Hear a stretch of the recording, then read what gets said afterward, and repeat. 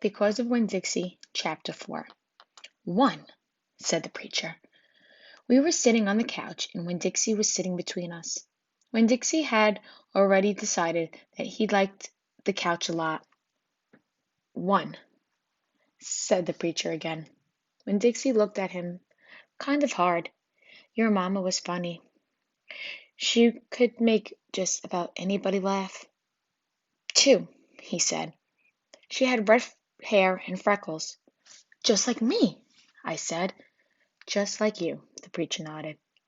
3, she liked to plant things. She had a talent for it. She could stick a tire in the ground and grow a car.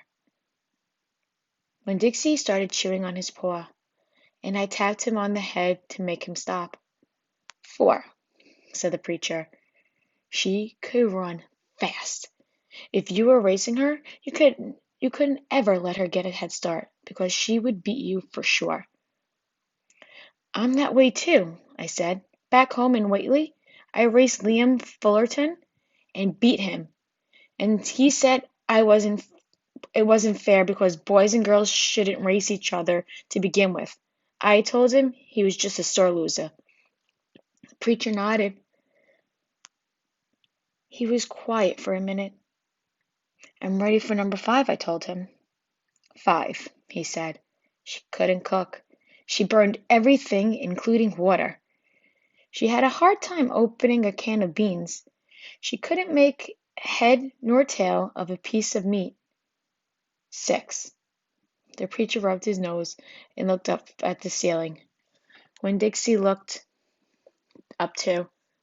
Number 6 is that your mama loved a story. She would sit and listen to stories all day long. She loved to be told a story. She especially liked funny ones, stories that made her laugh. The preacher nodded his head like he was agreeing with himself. What's number 7? I asked. Let's see, he said. She knew all the constellations, every planet in the nighttime sky. Every last one of them. She can name them and point them out. She never got tired of looking up at them. Number 8, said the preacher with his eyes closed, was that she hated being a preacher's wife. She said she just couldn't stand having the ladies at church judge what she was wearing and what she was cooking and how she was singing. She said it made her feel like a bug under a microscope. Winn-Dixie lay down on the couch. He put his nose in the preacher's lap and his tail in mine. 10, said the preacher. 9, I told him. 9, said the preacher. She drank. She drank beer and whiskey and wine. Sometimes she couldn't stop drinking. And that made me and your mama fight quite a bit. Number 10, he said with a long sigh. Number 10 is that your mama loved you. She loved you very much. But she left me, I told him. She left us, said the preacher softly. I could see him pulling his old turtle head back into his stupid turtle shell. She packed her bags and left us, and she didn't leave one thing behind. Okay, I said. I got up off the couch when Dixie hopped off too.